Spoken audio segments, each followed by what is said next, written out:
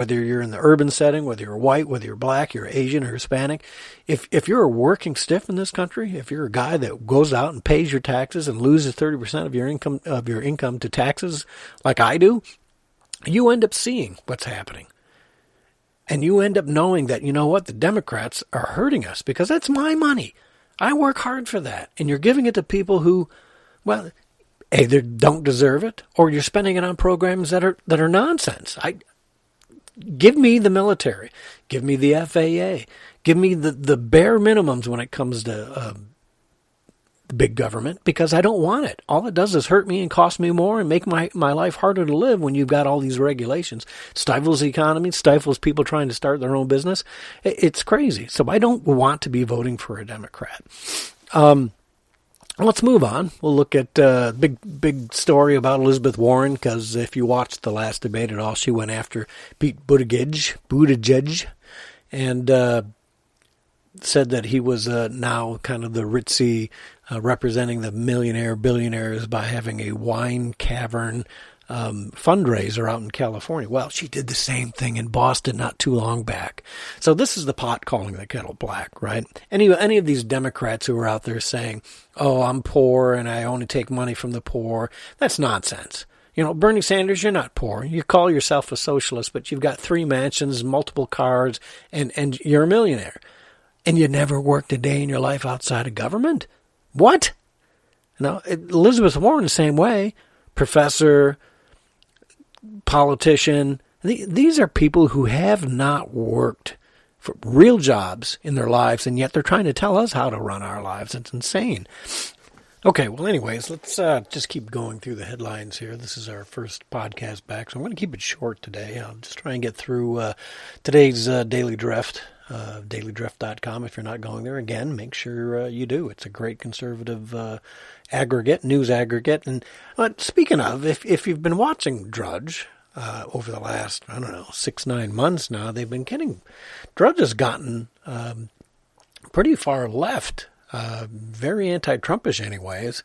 And it kind of makes you wonder why it is that's doing that. The Drudge Report was always, Matt Drudge was a very big supporter of the president through the primaries, and even after he was elected for these first couple of years. It's only in the last 9 months, maybe 6 months, that all of a sudden something's changed. And I'm not the only one noticed it. A lot of personalities on TV and radio have noticed it, and I'm sure you have as well. So it is kind of strange that all of a sudden, the go-to site that we all used over the years is suddenly kind of squirreling left and anti-Trumpish. So it's very strange. But make sure you go to thedailydrift.com. Happy to have you take a look at it. I peruse the internet. I spend time every day putting that together, pulling the news you need to know and putting it on there. It's the stuff you don't always find on the mainstream media. So, but you can check it out. So something that they're not talking a whole lot about, I did actually see it on Fox today as well. And that's the great job that Mitch McConnell has done in the Senate with the president's picks for federal judge positions that have been left open over the years. And I think we're at like 182, 187, something like that.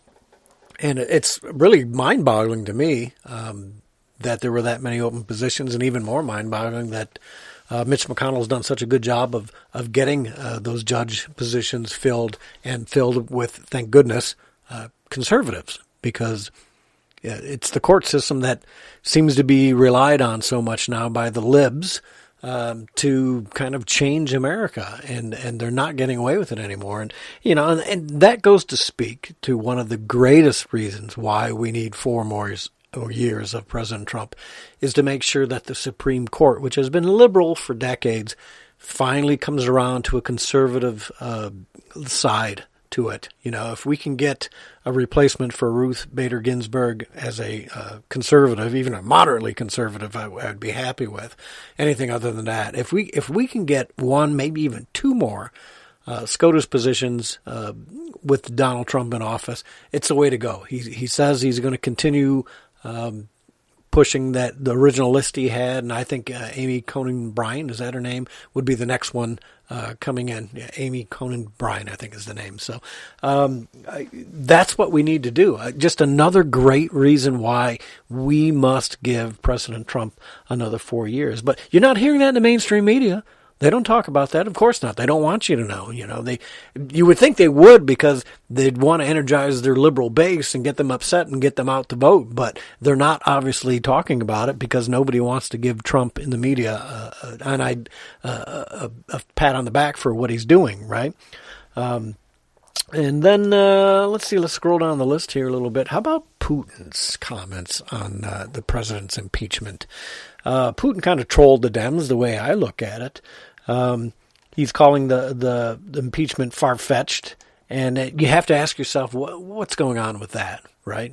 Now, the people on the left are probably looking at, see, look, Putin's against impeachment. That's because he wanted Donald Trump. He put Donald Trump into office, and he's just a puppet of Putin. I don't know that that's really the case. I think when you look at what sanctions Trump, and he's put hard sanctions on Russia, you can't say he's done. He's helped stop. There was an article today that sanctions are now. It just came out. I just saw it a few minutes ago. That the Russian pipeline to Western Europe has been stalled because of the sanctions that the United States has put on Russia. So there's no way Putin was happy that Donald Trump became president. Just no way at all. If there was a puppet for Putin, it had to be Hillary Clinton, right? She's the one that sold off 20% of her uranium to Russian conglomerates. Her husband's the one that got $500,000 for a speech in Russia. It's Bill Clinton who stayed at the dacha for Putin in Russia, right? So if anyone's a Putin puppet, it would be Hillary. Without a doubt, it's the Hillary and the Democrats who are all working in collusion. I mean, for crying out loud, folks.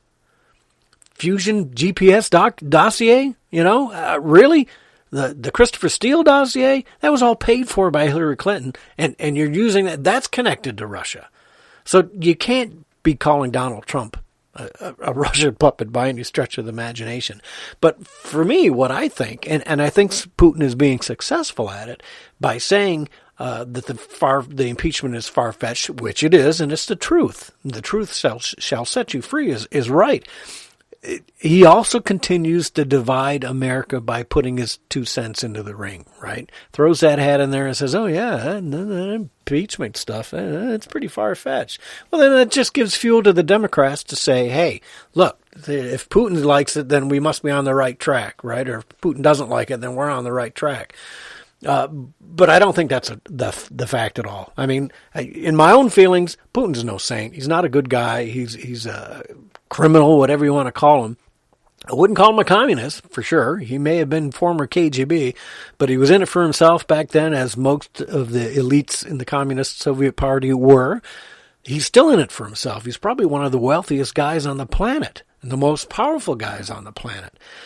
But he's a globalist, or a nationalist for Russia, and he doesn't like the globalists, which is one of the reasons he doesn't like George Soros. I always like to tweet out, arrest Soros now and send him to Putin, let him punish him, instead of us having to handle that. But you have to look at it in the whole context. Even Putin can see that this is far-fetched nonsense. There was no crime there. And for Nancy Pelosi to be withholding these articles of impeachment, well, you know why she's holding. She doesn't know what to do with it now. She got her vote. She's proceeded to that point. She knows that she's stuck with this impeachment. What she's going to do with it is beyond me. You'll just have to wait and see. I hope, and again, get hold of me if you got other ideas. I hope that... I was kind of watching Lindsey Graham. A lot of people, including myself, were giving him grief when he said, we're going to get a quick vote on this. As soon as I have 51 votes, we're going to dismiss the articles of impeachment. And at first I was like, no, that's not right. Here's the opportunity, right? Here's our opportunity to bring in all the witnesses. Bring in Adam Schiff and let's show the lies. Make him plead the fifth, whatever he's going to do. Let's bring in testimony from the president of Ukraine, from the foreign minister of Ukraine. And I've tweeted this kind of stuff out to Mitch McConnell and Lindsey Graham and whatnot. But I think when Lindsey Graham and Mitch McConnell, we want to nip this in the bud. We don't want to give any credibility to this impeachment because it is partial, right? It's all partisan. There's no impartiality to it at all. If there's any bipartisan, it's against it, because we had 3 Democrats vote president or no against it, and all the Republicans. So I can see the point that Mitch McConnell and Lindsey Graham are now saying, wait a minute, let's not give it any credibility. Let's not give it any legality. Let's just get our votes and close it down and be done with it. That's fine. If you do that, I expect Lindsey Graham and Mitch McConnell and Chuck Grassley and Ted Cruz and Rand Paul and the whole rest of them to go after new investigations over Ukraine, because I think this Ukraine disease that's spreading over there and spreading to us needs to be uncovered. Has it been nipped in the bud in Ukraine? Maybe.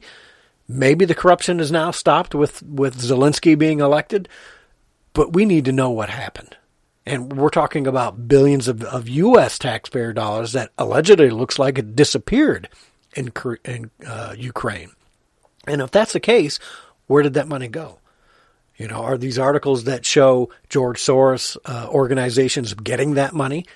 Are we directly paying George Soros? Is that what Barack Obama did? Is that what Joe Biden did? Were they giving money to George Soros? And if that's the case, was there kickbacks coming back to the Democratic Party, to the Clinton crime syndicate, to Bill and Hillary, to Joe Biden and his son Hunter, or to Barack Obama himself? Barack Obama is one of these guys. An article today, I'll try and get it up on tomorrow's Daily Drift.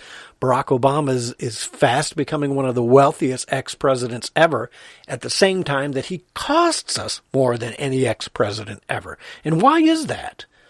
Why are we spending more money on that guy if he's so well loved around the world and across the country? Why does it cost more to protect him than any other previous president? Really, honestly, ask yourself that question. If George Bush was so hated, why shouldn't he be the guy that's the most expensive president to protect? You got to ask yourselves these questions, and we'll get that up for the Tuesday dailydrift.com, and we'll get it to, and again, www.thedailydrift.com. Make sure you look at that. Flu season ahead, folks, flu season. Many deaths, over 1,500, 15 or 1,800. Let me pull up the story.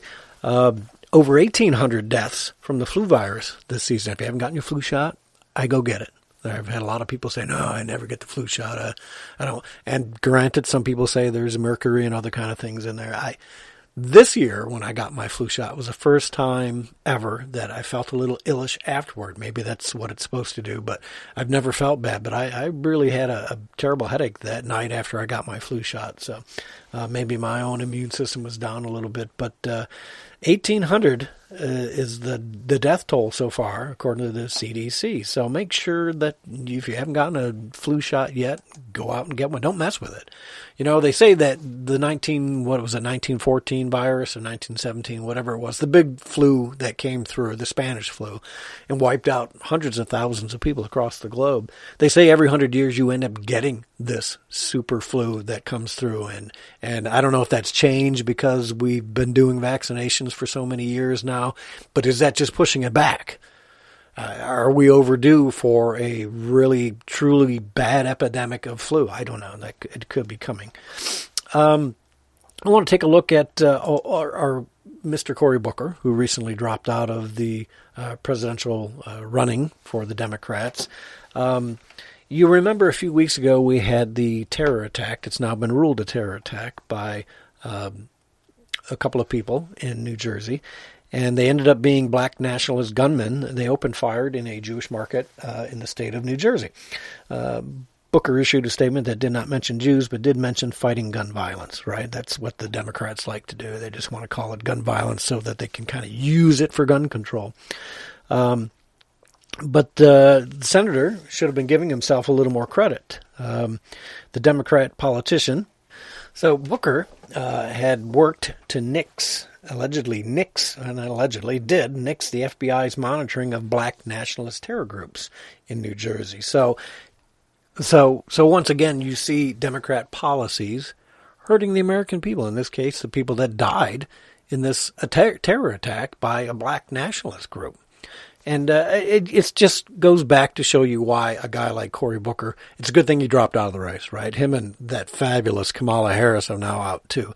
The same people, though, that are dumping out because they are unpopular want to blame the American people for not being open-minded enough to support a black woman and a black man who were running for president. Well, you know what? We did. We supported a black man for president for 8 years. We reelected him. Elected him once and then reelected him as first